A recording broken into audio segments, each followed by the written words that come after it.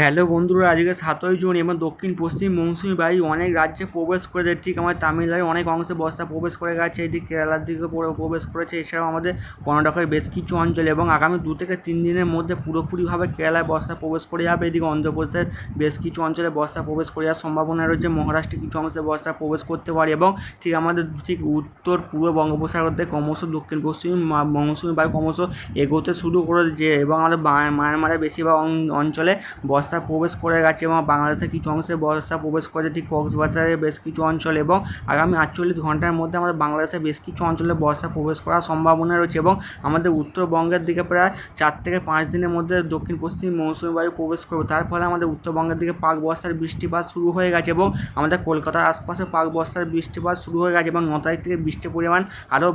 বাড়ার সম্ভাবনা রয়েছে। পাক বর্ষার বৃষ্টিপাত আরও বাড়তে পারে 9 থেকে 11 তারিখের মধ্যে, এবং আমাদের গাঙ্গেয় দক্ষিণবঙ্গের দিকে ঠিক আমাদের 13 থেকে 16 তারিখের মধ্যে দক্ষিণ পশ্চিম মৌসুমি বায়ু প্রবেশ করার সম্ভাবনা রয়েছে। এবং প্রথম দিকে দেখা যাচ্ছিল বর্ষা ঠিক 16 তারিখে 18 তারিখে প্রবেশ করার কথা, এবং সেই মতো বর্ষায় এবছর পুরো স্বাভাবিক সময়তেই দক্ষিণ পশ্চিম মৌসুমি বায়ুটি আমাদের গাঙ্গেয় দক্ষিণবঙ্গে প্রবেশ করার সম্ভাবনা রয়েছে, এবং আমাদের গাঙ্গেয় দক্ষিণবঙ্গে 5 তারিখ এবং 6 তারিখ প্রচণ্ড আকারে বৃষ্টিপাত হচ্ছে। 6 তারিখের ঠিক আমাদের দুপুরের দিকে বেশ কিছু অঞ্চলে বজ্রগর্ভ মেঘ সৃষ্টি হয়ে প্রচণ্ড বজ্রপাত সহ বজ্রবিদ্যুৎ সহ বিক্ষিপ্ত হয় পশলা ভারী বৃষ্টিপাত হয়েছে, এবং কিছু অঞ্চলে প্রচণ্ড বৃষ্টির কারণে জলমগ্ন হয়েছে, এবং কিছু অঞ্চলে গাছপালা ভেঙে যাওয়ার ঘটনা ঘটেছে, এবং কিছু মানুষের প্রাণহানিও হয়েছে। ঠিক 5 তারিখে যে প্রচণ্ড ঝড় বৃষ্টিপাত হয়েছিল, এবং 6 তারিখের দিকে প্রচণ্ড বৃষ্টিপাত হয়েছে। এছাড়াও আমাদের আলিপুর আবহাওয়া দপ্তর থেকে জানাচ্ছে আগামী 24 ঘন্টার মধ্যে আমাদের উত্তরবঙ্গের জলপাইগুড়ি, আলিপুরদুয়ার এবং কোচবিহার থেকে 7 থেকে 11 সেন্টিমিটার অবধি ভারী বৃষ্টিপাতের সম্ভাবনা রয়েছে, সঙ্গে 40 থেকে 50 কিলোমিটার বেগে দমকা ঝোড়া বইতে পারে, এবং উত্তরবঙ্গের বাকি জেলাগুলিতে বজ্রবিদ্যুৎ সহ বিক্ষিপ্ত ভারী বৃষ্টিপাত হতে পারে, এবং আমাদের গাঙ্গেয় দক্ষিণবঙ্গের ঠিক আমাদের মুর্শিদাবাদ,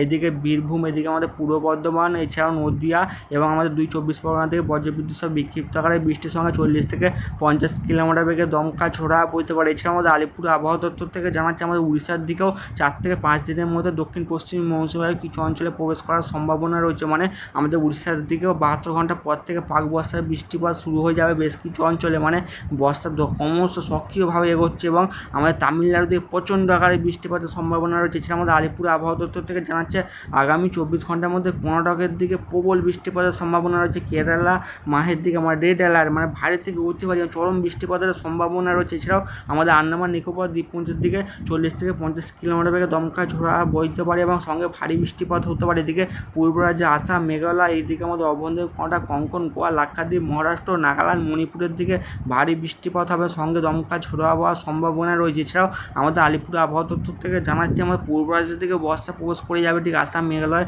বেশ কিছু অঞ্চলে মানে বর্ষা ক্রমশ সক্রিয় হচ্ছে, প্রচণ্ড আকারে বৃষ্টিপাত ঘটাতে পারে এই দক্ষিণ পশ্চিম মৌসুমি বায়ুর ফলে। এছাড়াও আমাদের আলিপুর আবহাওয়া দপ্তর থেকে জানাচ্ছে পূর্ব রাজস্থান, এদিকে আমাদের বেশ কিছু অঞ্চলে এবং আমাদের গাঙ্গে দক্ষিণবঙ্গের দিকে দমকা ছোড়া বইতে পারে। এছাড়া আমাদের আলিপুর আবহাওয়া দপ্তর থেকে এটাও জানাচ্ছে আগামী 24 ঘন্টার মধ্যে ঠিক আমাদের উপকূলীয় অন্ধ্রপ্রদেশ এবং উড়িষ্যার বেশ কিছু অঞ্চলে তাপপ্রবাহ চলার সম্ভাবনা খুব বেশি রয়েছে। এছাড়াও যদি বৃষ্টিপাত হয় উড়িষ্যার তাপপ্রবাহ না চলারও সম্ভাবনা রয়েছে। এছাড়া আমাদের আলিপুর আবহাওয়া দপ্তর থেকে জানাচ্ছে ঠিক উড়িষ্যার বেশ কিছু অঞ্চলে রাতে তাপমাত্রা উষ্ণ থাকার সম্ভাবনা রয়েছে, এবং আমাদের গাঙ্গে দক্ষিণবঙ্গে ঠিক আজকে দুপুর থেকে বিকেলের মধ্যে বেশ কিছু অঞ্চলে বজ্রগর্ভ মেঘ সৃষ্টি হয়ে প্রচণ্ড আকারে বৃষ্টিপাতের সম্ভাবনা রয়েছে, বিশেষ করে বৃষ্টির সম্ভাবনা রয়েছে ঠিক আমাদের ঠিক দুপুর 1টা থেকে বিকেল 4টে থেকে 5টার মধ্যে, এই মানে 3 থেকে 4 ঘন্টার মধ্যে বজ্রগর্ভ মেঘ ওঠার সম্ভাবনা সবথেকে বেশি রয়েছে।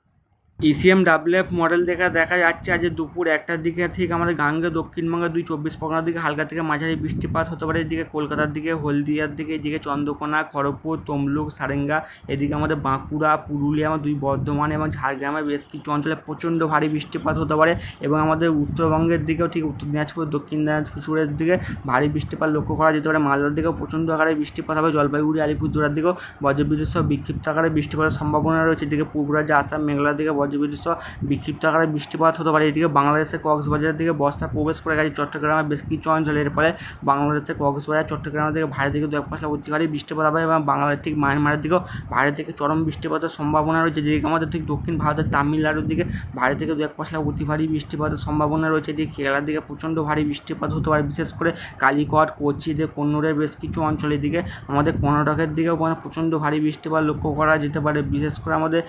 বেল্লারির দিকে, এইদিকে এদিকে আমাদের অন্ধ্রপ্রদেশের দিকে বজ্রবিদ্যুৎ সহ ভারী বৃষ্টিপাতের সম্ভাবনা রয়েছে। এছাড়াও আজকে ঠিক দুপুরে 1টা পেরিয়ে ঠিক বিকেল 4টা থেকে 5টার মধ্যে গাঙ্গে দক্ষিণবঙ্গের দিকে দফায় দফায় বজ্রবিদ্যুৎ সহ বিক্ষিপ্ত আকারে বৃষ্টিপাত হবে এবং 8 তারিখের দিকে কলকাতার আশপাশে বজ্রবিদ্যুৎ সহ বিক্ষিপ্ত আকারে বৃষ্টিপাতের সম্ভাবনা রয়েছে। তবে 8 তারিখে বৃষ্টির পরিমাণ একটু কম থাকতে পারে এবং 9 তারিখ থেকে বৃষ্টির পরিমাণ আরও বেড়ে যাওয়ার সম্ভাবনা রয়েছে। কলকাতার আশপাশে সবথেকে বৃষ্টির পরিমাণ বেশি থাকার সম্ভাবনা রয়েছে 10 থেকে 11 তারিখের মধ্যে, মানে কলকাতার দিকে প্রচণ্ড আকারে বৃষ্টিপাত হবে। ঠিক আমাদের বৃহস্পতিবার 10 তারিখের দিকে 2 চব্বিশ পরগনার ভারী থেকে 2 পশলা অতি ভারী বৃষ্টিপাত হবে। নদীয়ার দিকেও প্রচণ্ড আকারে বৃষ্টিপাতের সম্ভাবনা রয়েছে। এছাড়াও 11 তারিখের দিকেও গাঙ্গে দক্ষিণবঙ্গের দিকে প্রচণ্ড ভারী থেকে অতি ভারী মানে প্রবল আকারে বৃষ্টিপাত হতে, বিশেষ করে ঠিক বৃহস্পতিবার দুপুর 2টার দিকে গঙ্গাধারপুর, এদিকে ভাটপাড়া, কল্যাণী, হাবড়া, এদিকে আমাদের উলুবেড়িয়া, এদিকে গোপালনগরের দিকে আরামবাগ, চন্দ্রকোনার দিকে ভারী থেকে 2 পশলা অতি ভারী বৃষ্টির সঙ্গে দমকা ঝোড়া বইতে পারে এবং 12 তারিখের দিকে আমাদের ঠিক উত্তরবঙ্গের দিকে বর্ষা প্রবেশ করে যাবে এবং আমাদের 11 তারিখ থেকে 12 তারিখের দিকে দক্ষিণবঙ্গে প্রাক বর্ষায় বৃষ্টিপাত ভারী ধরনের হওয়ার সম্ভাবনা রয়েছে। মানে বর্ষা প্রচণ্ডভাবে সক্রিয়ভাবে তা ক্রমশ উত্তর দিকে এগোতে শুরু করে দিচ্ছে, এর ফলে প্রচণ্ড আকারে বৃষ্টিপাত আসতে চলেছে গাঙ্গে দক্ষিণবঙ্গে এবং আমাদের উত্তরবঙ্গের বেশ কিছু অঞ্চলে। উপগ্রহ চিত্র থেকে দেখা যাচ্ছে ঠিক আমাদের গাঙ্গে দক্ষিণবঙ্গের উপর আংশিক মেঘলা আকাশ এবং বাংলাদেশের দক্ষিণ ভাগের দিকে চট্টগ্রাম, এদিকে কক্সবাজারের দিকে, বরগুনার দিকে, এদিকে হাতিয়ার দিকে, খুলনা, চাঁদপুর, কুমিল্লার দিকে বজ্রগড় ও মেঘ উঠতে দেখা যাচ্ছে এবং কিছু অঞ্চলে বজ্রবিদ্যুৎ সহ বিক্ষিপ্ত আকারে বৃষ্টিপাতও শুরু হয়ে গেছে এবং আগামী 2 থেকে 3 ঘন্টার মধ্যে বাংলাদেশের দক্ষিণ ভাগের দিকে প্রচণ্ড ভারী বৃষ্টির সঙ্গে প্রবল দুর্যোগের মুখে সম্মুখীন হতে পারে বেশ কিছু অঞ্চলে, প্রচণ্ড বজ্রপাতের ঘটনা ঘটতে পারে। সেটা আমাদের কলকাতার আশপাশে দুপুরের দিকে প্রচণ্ড আকারে বজ্রগড় মেঘ সৃষ্টি করে ঠিক বজ্রবিদ্যুৎ সহ ভারী বৃষ্টিপাত লক্ষ্য করা যেতে পারে। বন্ধুরা চ্যানেলটিকে লাইক, শেয়ার, কমেন্ট এবং সাবস্ক্রাইব করবেন।